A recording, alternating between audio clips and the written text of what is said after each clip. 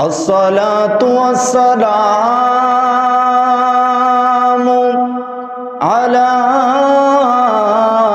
من كان نبيا وآدم بين الماء والطين والصلاة والسلام على سيد الأنبياء والمرسلين وعلى آله وأصحابه أجمعين أما بعد فأعوذ بالله من الشيطان الرجيم بسم الله الرحمن الرحيم قل إن كنتم تحبون الله فاتبعوني يحببكم الله ويغفر لكم ذنوبكم والله غفور رحيم صدق الله مولانا العظيم وصدق رسول النبي الحبيب الكريم إن الله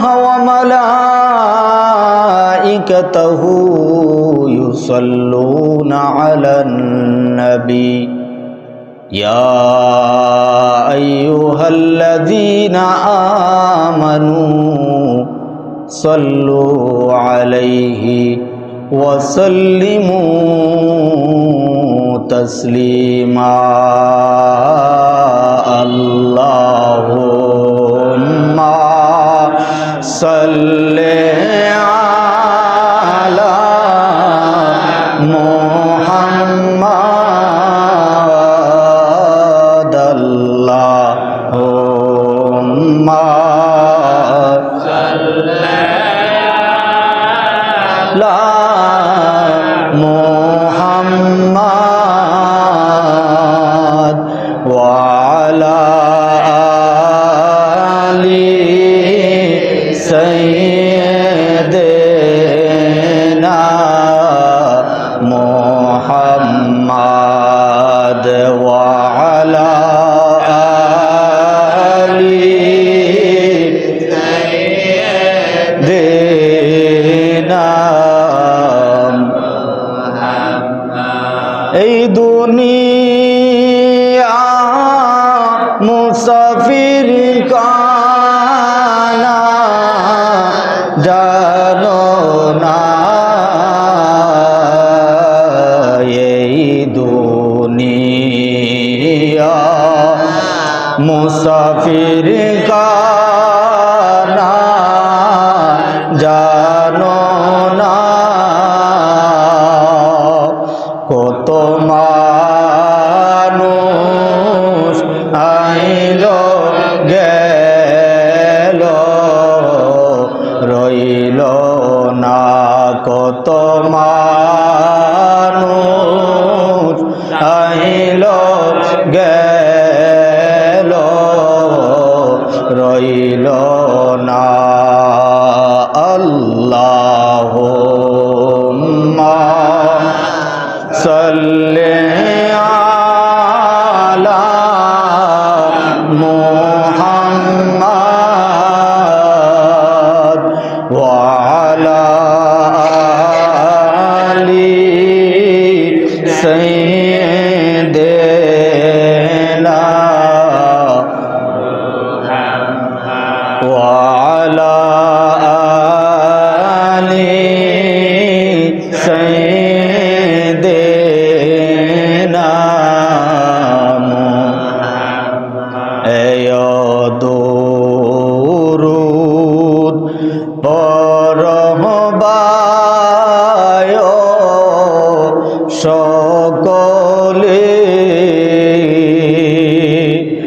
শফাআত করিবেন নবী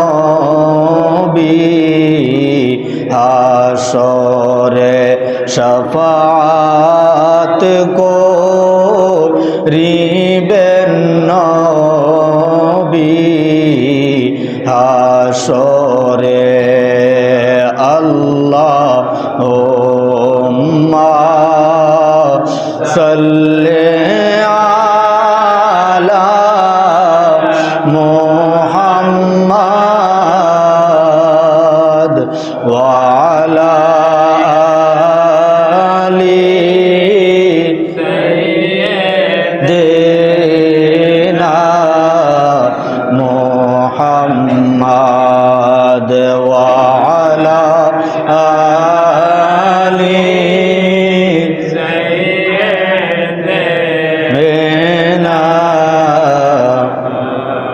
লা ইলাহা ইল্লাল্লাহ লা ইলাহা ইল্লাল্লাহ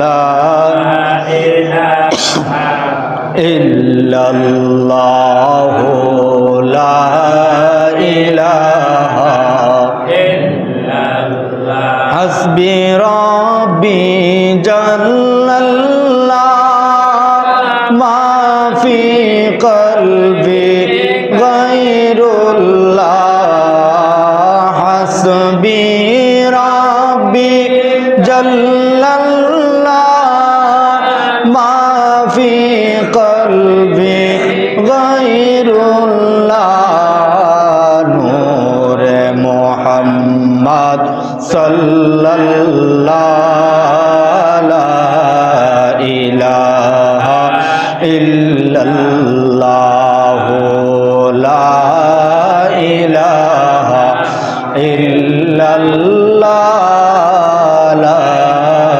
ইলাহা ইল্লাল্লাহ লা ইলাহা ইল্লাল্লাহ লা ইলাহা লা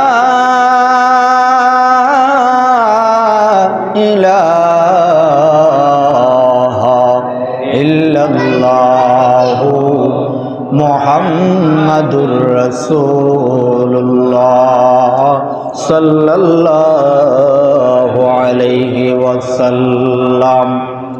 আলহামদুলিল্লাহ, মহান আল্লাহ পাকের দরবারে অসংখ্য অগণিত শুকরিয়া জানাই যে মহান রব আমাদেরকে অত্যন্ত দয়া করে মেহেরবানি করে এই কনকনে শীতে পবিত্র রজব মাসে এই বরকতময় মাস, বরকতময় জুমাবার আল্লাহর ঘর মসজিদ পর্যন্ত আল্লাহ পাক আমাদেরকে হাজির হওয়ার তৌফিক টুকুন দান করেছেন। সকলে মন থেকে শুকরিয়া আদায় করছি আলহামদুলিল্লাহ। নবীজিকে ভালোবাসার নাম হইল ঈমান। নবীজির ভালোবাসার নাম ঈমান। নামাজ রোজার নাম ঈমান নয়, হজ জাকাতের নাম ঈমান নয়, আমল আখলাক তাসবিহ তাহলিল জিকির আজকার এগুলোর নাম ঈমান নয়, এগুলোর নাম হইল আমল। নামাজের নাম আমল, রোজার নাম আমল, হজের নাম আমল, জাকাতের নামও আমল। তাহলে ইসলামের স্তম্ভ হইল পাঁচটা: কালেমা, নামাজ, রোজা, হজ, জাকাত। এই পাঁচটা জিনিস হইল ইসলামের স্তম্ভ। এই পাঁচ চিরেই মুসলমান। এই পাঁচটা জিনিস যার ভিতরে আছে সেই মুসলমান। সর্বপ্রথম কালেমা, তারপরে নামাজ। এই নামাজ এত শ্রেষ্ঠ ইবাদত আল্লাহর, এত শ্রেষ্ঠ ইবাদত, যেই ইবাদতের চাইতে কোনো আল্লাহর দরবারে কোনো শরিক করা যায় না। লা শারিকা লাহ, মহান আল্লাহকে সেজদা দেওয়ার উদ্দেশ্যে যে ইবাদত, এর তুলনা হয় না। নামাজ ছাড়া কোনো মুসলমান প্রকৃত হইতে পারে না। সেই মুসলমান আগেই যদি মুসলমানিত্ব আনতে হয় তাহলেই সর্বপ্রথম তার লাগবে সে কালিমা পড়তে হবে। কালিমা এমন একটা স্তম্ভ, যেটা না থাকলে সে মুসলমান হয় না। সর্বপ্রথম যখন এই যে মক্তবে পড়াই, আমরা ছোট্টবেলায় পড়ছি, যখন মক্তবে যাই, বাচ্চা ওযু চিনে না, ভালোভাবে আদব চিনে না, আল্লাহর কালামের সম্মান চিনে না, একটা কায়দা হাতে ধরিয়ে দেওয়া হয়। কায়দা যেটা দেখেন আপনারা কায়দা, কিন্তু এটা কায়দা, কিন্তু এটাই আল্লাহর কালাম। আলিফ বা তা সা এগুলো কোনো মানুষ বানায় নাই, স্বয়ং আল্লাহ বলছে। এই আলিফ বা তা সা দিয়েই আল্লাহর কোরআন, 30 পারা কোরআন আল্লাহ বানাইছে। এই পুরা কোরআনের মধ্যে আলিফ বা তা সা ওই লেখা আছে, এর বাহিরে কোনো অক্ষর নাই। তাহলে একটা বাচ্চা যখন সে অজু চিনে না, আদব চিনে না, কালেমা শিক্ষা হইল না, কোনো কিছুই প্রাথমিকভাবে যে শিক্ষাগুলো, প্রথমে শিক্ষা হবে বাচ্চাদের কালেমা। আগে সে 5টা কালেমা শিখবে। কালেমা কয়টা? 5টা। 5টার মধ্যে 4টা শিখতে হবে বাধ্যতামূলক। 5 নাম্বারটা জানতে হবে, শিখতে হবে, মানলে কাফের। 5 নাম্বার কালেমার নাম হইল কালেমায়ে রদ্দে কুফর। এইটা শিখতে হবে, জানতে হবে। যদি সে এই কালিমা মানতে যায় তাহলে কাফের হবে। কিন্তু 4টা কালিমা শিখতে হবে, জানতে হবে, মানতেও হবে। তাহলে বাচ্চাদেরকে প্রথমে কি শিক্ষা দিতে হবে? কালেমা। তারপরে তাকে শিখাইতে হবে পাক পবিত্রতা কিভাবে অর্জন করতে হয়, প্র্যাকটিক্যালে অজু শিক্ষা দেওয়া। তারপরে তাকে 5 ওয়াক্ত নামাজের নিয়ম এবং নিয়াত, কিভাবে নামাজ পড়ে, কিভাবে সেজদা দেয়, কিভাবে রুকু করে, প্রাথমিক শিক্ষা না দিয়েই কায়দা হাতে দেওয়া, এটা বেয়াদবি ছাড়া আর কিচ্ছু না। বাচ্চাদেরকে মক্তবে দেন, প্রথমে হুজুর একটা কায়দা দিয়ে দেন, বাচ্চাটা তো হাতে লয়ে যাইব। তো এই বাচ্চাটা যে কায়দাটা যে হাতে নিছে, পাপের বার নিবে কে? অজু সারা বাচ্চা তো অজুই চিনে না, অজু কি জিনিস এটাও জানে না, অজুর ফরজ কয়টা এটাও জানে না। বাচ্চাটা মুখ ধুইল, হাত ধুইল, আর মা একটা কায়দা, বাবা একটা কায়দা হাতে নিয়ে যা মক্তবে। এই যে এটা আল্লাহর কালাম, এইটা ধরতে গেলে অজু লাগবে, যে এটা তো কেউ জানে না। অজু ছাড়া তো, পাক পবিত্রতা ছাড়া, আল্লাহর কালামের উপরে লিখা আছে বড় করে, পবিত্রতা অর্জনকারী ব্যতীত ইহা যেন কেউ স্পর্শ না করে। পবিত্রতা অর্জনকারী ব্যতীত। তাহলে আল্লাহর কালামটা হাত দিতে আমাদের পবিত্রতার দরকার আছে। নাপাক হয়ে আল্লাহর কালামে হাত দিলে এই পাপের বার নিবে কে? বাচ্চা তো ভবিষ্যতে মূর্খ হয়ে যাবে, কারণ আল্লাহর কালামেই তো সম্মান চিনে নাই। আল্লাহর কালাম ঢুকতে হলে আপনাকে সম্মান করলে আপনার মহব্বত আমার ভিতরে ঢুকবে। আপনি যদি, আপনাকে আমি সম্মান না করি, বেয়াদবি করি, আল্লাহর কালাম যে একটা মানুষ রূপে দাঁড়াবে এটা কেউ জানে না এখনো। মনে করে 30 পারা কোরআন, এটা কাগজে আর কলমে লিপিবদ্ধ করা, এটা কোনো জান নাই, রুহ নাই, কবজ নাই, কিচ্ছু নাই। এটা আল্লাহর কালাম, এটা কাগজে কলমে একটা বই না। বই মাত্র মনে করছে, কিন্তু আল্লাহর কালামের রুহু আছে, জান আছে, আল্লাহর কালামের কলিজাও আছে, সব আছে এই কোরআনে। এটা জীবন্ত মানুষ এই কোরআন। যে বেয়াদবি করছে সে ধ্বংস হয়ে গেছে আল্লাহর কালামের সাথে। আল্লাহর কালাম পবিত্র। আল্লাহর রব্বুল আলামিন যখন দুনিয়াতে পাঠায় তখন বলছে জালিকাল কিতাব লা রাইবা ফি, এই কালামটা দিলাম তোমাদের মধ্যে, এই কালামে কোনো ভুল নাই, এই কালামটারে সম্মান করিও, তোমাদের সম্মান আমি আল্লাহ বৃদ্ধি করব। এই আল্লাহর কালামের সম্মানটা আমাদের ভিতরে নাই। সর্বপ্রথম বাচ্চা কি শিখলো? কায়দা হাতে নিয়ে তারপরে তাকে এই আমপারা শিখাইলো, এরপরে আলিফলাম শিখানোর পরে তারপরে যখন কোরআন দিল তারপরে সে অজু শিখাইলো। এবার আসুন, আল্লাহর কালাম যে সর্বপ্রথম কায়দা নিছে হাতে, সে তো অজু শিখে নাই, এই পাপের বোঝা নিবে কে? সর্বপ্রথম প্রাথমিক শিক্ষা, অন্তত 6টা মাস প্রাথমিক শিক্ষা মাথায় নিতে হবে। ওযু করতে হবে কিভাবে, 3 বার দৌত করতে হবে হাত, 3 বার কুলি করতে হবে, 3 বার নাকে পানি দিতে হবে, তারপরে মুখমণ্ডলটা কতটুকু দৌত করতে হবে, এগুলো শিক্ষা দেওয়ার পরে কায়দা হাতে দিতে হবে, যাহাতে বাচ্চাটা ওযু করার পরে আল্লাহর কালাম হাত দেয়।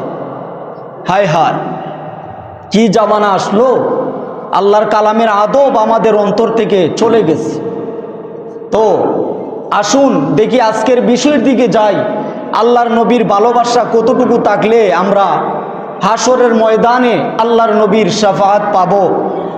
বেলালে হাবশি নবীজিকে ভালোবাসছে, আবু বকর সিদ্দিক নবীজিকে ভালোবাসছে, উমর নবীজিকে ভালোবাসছে, 1,25,000 সাহাবী নবীজির তারাও ভালোবাসছে।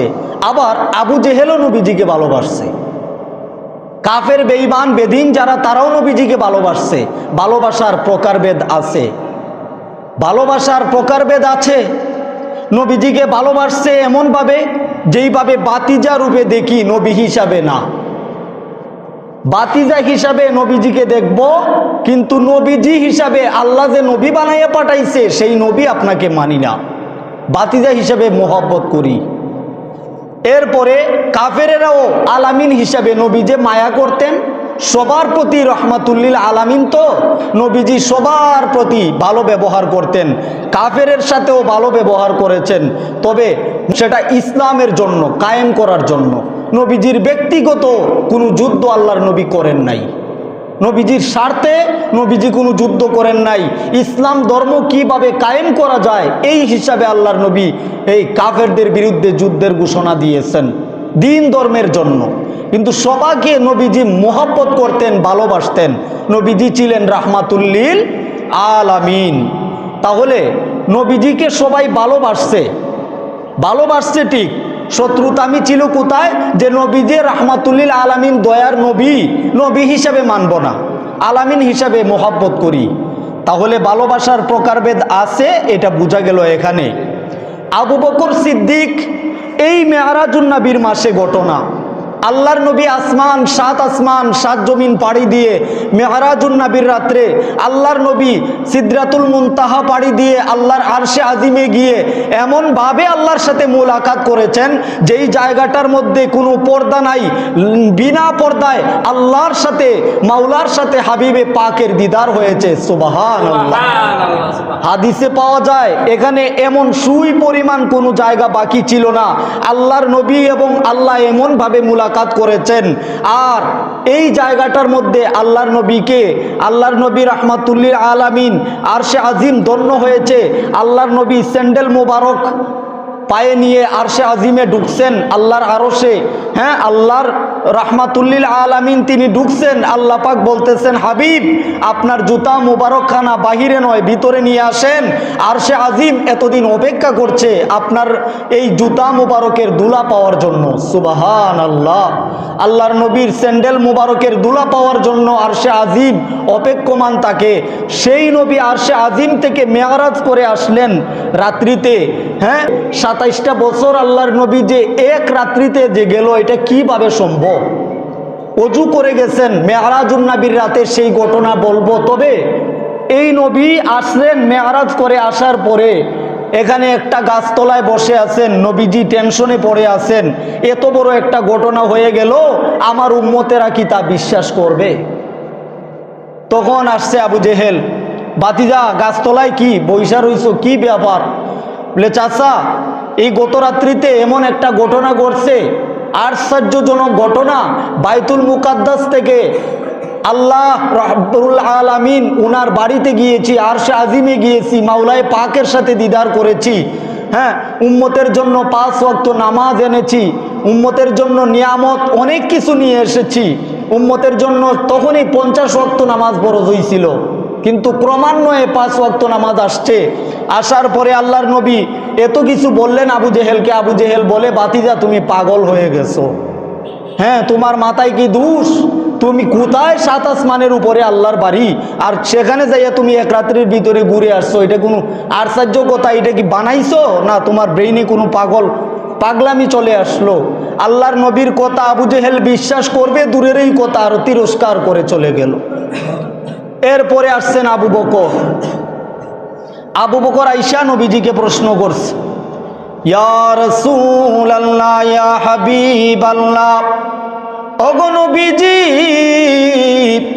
আপনি গাছতলায় বসে আছেন, ইয়া রাসূলুল্লাহ কি হয়েছে আপনি বলুন। আল্লাহর নবী রাহমাতুল্লিল আলামিন আবু বকরকে ডাক দিয়ে বলে, আবু বকর রে, ও আবু বকর, গত রাত্রিতে আমি মাওলায়ে পাকের দিদারের মধ্যে গিয়েছি। আবু বকর রে, আমার মাওলা অনেক কিছু আমার উম্মতের জন্য হাদিয়া করেছে। হে আবু বকর, আমার চাচা আবু জেহেল আসছে, ওই ঘটনাটা আমি আমার চাচাকে বললাম। আবু বকর রে, তা তো আমার চাচা বিশ্বাস করে না। আবু বকর, এমন এমন ঘটনা হয়েছে রে, যেই ঘটনা আমি আরশে আজিমে গিয়েছিলাম, মাওলায়ে পাকের সাথে দিদার করেছি, অনেকগুলো নিয়ামত আমার উম্মতের জন্য নিয়ে এসেছি। আবু বকর বলে, ইয়া রাসূলুল্লাহ, ইয়া হাবিবাল্লাহ, নবীজি, এর চাইতে যদি কোনো বড় ঘটনা হয়ে থাকে, আমি আবু বকর বিনা দলিলে বিশ্বাস করে নিলাম। সুবহানাল্লাহ। আবু বকর বিনা দলিলে বিশ্বাস করে, মানলে আবু বকর, না মানলে আবু জেহেল। আবু বকর বিনা দলিলে বিশ্বাস করলেন, রাসূল, এর চাইতেও যদি আপনি, কারণ কথা আপনি বলেন, আল্লাহ আপনার জবান দিয়ে কথা বলায়। সুবহানাল্লাহ। আপনি কি বলেন ইয়া রাসূলুল্লাহ, এর চাইতে যদি কোনো আশ্চর্য ঘটনা ঘটে থাকে, তাও আমি আবু বকর বিশ্বাস করি, কারণ আপনি রাসূল কখনো মিথ্যা কথা বলতে পারেন না, আল্লাহর নবী কখনো মিথ্যা বলতে পারেন না। আবু বকর বিনা দলিলে বিশ্বাস করলেন, মোহাব্বত করলেন। যাওয়ার পরে এই রাস্তা দিয়ে যাচ্ছে, আবু জেহেল পাইছে। কি আবু বকর, কোথায় থেকে আসলে? বলে, আমার রাসূল মেরাজ করেছে, তুমি নাকি বিশ্বাস করো না? বলে, না না, এগুলা পাগলামি, এগুলো পাগলামি। সে পাগলামি শুরু করছে, কিছুদিন পরে সে নবী হয়ে যাবে, কিছুদিন পরে, এখন তো সে নবুয়ত পাইছে, এমন একটা অবস্থা হবে, সে পাগল, তার জাদু ছাড়া আর কিছু নাই। বলি, নবীজিকে মানে বিভিন্ন রকমের গালিগালাজ এই আবু জেহেল করত। তখন আবু জেহেলকেও আবু বকর বুঝাইয়া দিছে, হে আবু জেহেল, মনে রাখিস, এর চাইতে কোনো বড় ঘটনা ঘটে থাকলেও আমার নবী সেটা বলে না। আল্লাহ পাকের প্রদত্ত ক্ষমতায় আমি বিশ্বাস করি আমার নবী মেরাজ করেছে। সুবহানাল্লাহ। মেরাজুন নবীর মাস সেটা চলছে। কিভাবে ভালোবাসছে আবু বকর, ইয়া রাসূলুল্লাহ, এক যুদ্ধে আল্লাহর নবী যাচ্ছেন, কার বাড়িতে কি আছে নিয়ে আসো, গনিমতের মাল নবীজির কাছে জমা। এমতো অবস্থায় যুদ্ধে যাবেন, অনেক খরচ ব্যয়বহুল। তখন সাহাবাদেরকে নবীজি বললেন, হে সাহাবাগণ, তোমাদের বাড়িতে কার বাড়িতে কি আছে নিয়ে আসো, আমরা যুদ্ধে যাব। তখন আবু বকর সিদ্দিক, ওমর, উসমান, আলী, সাহাবাগণ অনেক কিছু নিয়ে আসছেন, অনেক কিছু অনেকে নিয়ে আসছেন। ছিল, ইয়া রাসূল, আপনি ছাড়া আমার সম্বল আমার বাড়িতে আর কেহ নাই, আপনি এবং আল্লাহকে রেখে এসেছি, আপনারাই ভালো জানেন আমার পরিবার কিভাবে চলবে। ইয়া রাসূলুল্লাহ, আপনার দরবারে ফরিয়াদ, মরলে যেন আমার কবরেও সম্পদ হিসাবে আপনাকে পাই। সুবহানাল্লাহ। আবু বকরের ভালোবাসা কেমন ছিল, উমরের ভালোবাসা কেমন ছিল, উসমানের ভালোবাসা কেমন ছিল, শুধু দাড়ি, টুপি, পাগড়ি, আসকান, জুব্বা, নামাজ দিয়ে নয়, তাসবিহ দিয়ে নয়, জিকির আজকার করেছে মুনাফিক, জিকির আজকার করেছে আবু জেহেল। তার তুতুর মধ্যে দাঁড়িয়ে ছিল, উটের উপরে যখন উঠতো, হাদিস শরীফে পাইলাম তার দাড়িগুলো চতুর্দিকে বিস্তার করত। নূরানি তার চেহারাও ছিল, নামাজ পড়েছিল, তার মাথায় টুপিও ছিল। যারা নবীজির পিছনে নামাজ পড়ে নবীজিকে মারার ষড়যন্ত্র করেছে, তারাও নামাজি। নামাজ তো সবাই পড়ি, কিন্তু প্রেম, নবীজির ভালোবাসা, নবীজির ভালোবাসার স্লোগান দিয়ে যারা নামাজ পড়ে না, তারাও আবার বেঈমান। নবীজিকে ভালোবাসি কিন্তু নামাজ পড়ি না, ঈমান আছে, নামাজ পড়ন লাগতো না, এই ব্যক্তি জাহান্নামী। ঈমান নিয়ে জাহান্নামে যাওয়া যায় না, ঈমানের সাথে আমল লাগে, হ্যাঁ, কিন্তু জাহান্নামে পুড়েও ঈমানের খাতিরে কোনো এক সময় আমার রাসূল তাকে টানতে পারে, এই সম্ভাবনা আছে। কিন্তু বেঈমান যারা, তারা নামাজ পড়বে, রোজা করবে, হজ করবে, জাকাত করবে, সব করবে, জাহান্নামে যাবে। কারণ ঈমান এমন একটা কাতার, ঈমান এমন একটা জিনিস, যেইটা না থাকলে সব, যেইভাবে মানুষের ব্রেন যদি তার ঠিক না থাকে, সমস্ত বডি অচল হয়ে যায়, ঠিক তেমনিভাবে সমস্ত আমলগুলোর রাজধানী হইল ঈমান। আমার নবীর ভালোবাসার নাম হইল ঈমান। হাদিস শরীফে আসলো, লা ইউমিনু আহাদুকুম হাত্তা আকুনা হাব্বা ইলাইহি মিন ওয়ালিদিহি ওয়া ওয়ালাদিহি ওয়ান নাসি আজমাইন। উম্মতেরা রে, আমাকে যতক্ষণ পর্যন্ত তোমার জান মাল আল আওলাদ জ্ঞাতি গোষ্ঠী এবং কি তোমার রুহের চাইতেও আমাকে যতক্ষণ পর্যন্ত ভালো না বাসছো ততক্ষণ পর্যন্ত সে প্রকৃত মুমিন নয়। ইয়া রাসূলুল্লাহ, আপনাকে তো জীবনে দেখি নাই, ভালোবাসবো কিভাবে? একটা মানুষকে দেখলে না দেখলে মানুষ ভালোবাসবো? রাসূল বলেন, আমার ভালোবাসার তরতিব আমি দিয়ে গেলাম। কিভাবে ভালোবাসবে? নামাজ করবে, রোজা করবে, হজ করবে, যাকাত করবে, সব করবে, পাশাপাশি আল্লাহ রাসূলের শানে দরুদ ও সালাম পাঠ করবে, আল্লাহর নবীর শানে দরুদ সালাম করবে, নবীজির নাম শুনলে সম্মান করবে। নবীজির নাম শুনলে একটা দরুদ শরীফ আছে সাল্লাল্লাহু আলাইহি ওয়াসাল্লাম, এইটুকুন পড়িয়া নবীজিকে সম্মান করবে, এটাই ঈমান। নবীজিকে ভালোবাসবেন কিভাবে? নবীজির নামটা শুনলে নবীজির দরুদ শরীফ পড়ে চৌকে চুম্বন করবেন, সালাম করবেন। আল্লাহ রাসূলের তাজিম যার ভিতরে আছে সে তো মুসলমান, সেই তো ঈমানদার, সেই তো ঈমানদার দাবি করতে পারে। আমরা নামাজ পড়ব, আল্লাহ রাসূলকে মহব্বত করব, আল্লাহর হাবিবের মহব্বত এতটুকু আমাদের ভিতরে থাকা চাই, যতটুকু থাকলে পরে আমাদের ঈমান, আমাদের আমল সব কিছু পাক্কা থাকে। কারণ মরণের পরে একটা কথা শুনেন, মনোযোগ, মানুষ কেউ চিরস্থায়ী না। আল্লাহর দোহাই, আল্লাহর দোহাই, আপনি হিসাব মিললেও মিলান, না মিললেও না মিলেন, কিন্তু একবার যে মরবেন এইটা বাস্তব। আপনি হিসাব মিলাইতে মিলাইতে আপনার দেখবেন যে হঠাৎ দেখবেন দাড়ি উঠটা সাদা হয়ে গেছে, করবেন কি রে, কেমনে দিনটা গেল গা, 60টা বছর দিয়ে গেছে গা দেখতে দেখতে। এরপরে আপনার যে 60 বছর জিন্দেগি, এর মধ্যে 30 বছর আপনি ঘুমাইয়া কাটাইছেন। প্রত্যেক রাত্রে ঘুমাইলে 30টা বছর আপনি 60 বছর হায়াত পাইছেন, তাহলে 30 বছর আপনার ঘুমে গেল। আর 30 বছর কি করছেন আপনি? এদিক দৌড়াইছেন, এদিকে গেছেন, এদিকে গেছেন, মানে সংসারের কাজেই শেষ। এই যে সময়টা চলে গেল, হায়াতের নৌকা এখনই ডুববে, এখনই ডুববে, এই মুহূর্তে। এবার চিরস্থায়ী জিন্দেগিতে চলে যায়, যেই জিন্দেগিতে গেলে পরে পৃথিবীর শুরু থেকে এই পর্যন্ত যত মানুষ মারা গেল কেউ ফিরে আসে নাই, চলে গেলে আর ফিরা হবে না। একটা বার কি ভেবেছেন যে কোন জিন্দেগিতে যাইবেন? একটা বার মাথায় একটু ভাবেন না দেখি, কার মাথায় কতটুকু জ্ঞান আল্লাহ দিছে যে কোথায় চলে যাব, কোথায় আসলাম আর কোথায় যাব, আর কি নিয়ে পাগল হইলাম বুঝলাম না। দুনিয়া দুনিয়া দুনিয়া, পেট ভরতে হবে, নামাজ রোজার অনেক ইটা পরে পামু, যখন বুড়ো হয়ে যামুগা তখন তো আর ইবাদত ছাড়া গতি নাই। এখন তো আল্লাহ দিছে শক্তি, কর্ম কইরা আগে জুড়াইয়া লই। আহা, এমন একটা সময় আসিতেছে যেই সময়ে নামাজ পড়লেও নামাজ হইতো না। বুড়া মানুষ শীতের দিন অজু করছে, ওই দিকে বিচ্ছে কিনা তাও খেয়াল নাই, অজু করে আয়া পড়ছে। অজুর ফরজ কয়টা? 60টার মধ্যে একটা হইল এই দুই হাতের কোনো সহ দৌত করা।